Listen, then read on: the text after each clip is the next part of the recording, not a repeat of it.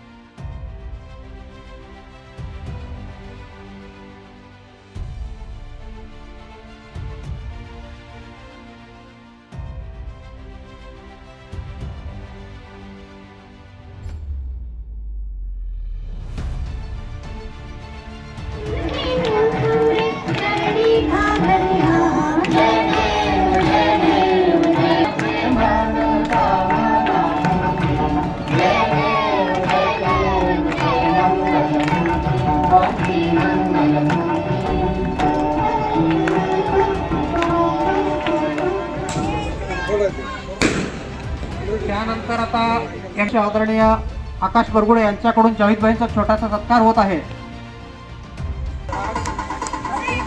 धन्यवाद कांबळे साहेब। माशापू कोळी यांचा सत्कार विनंती करतो।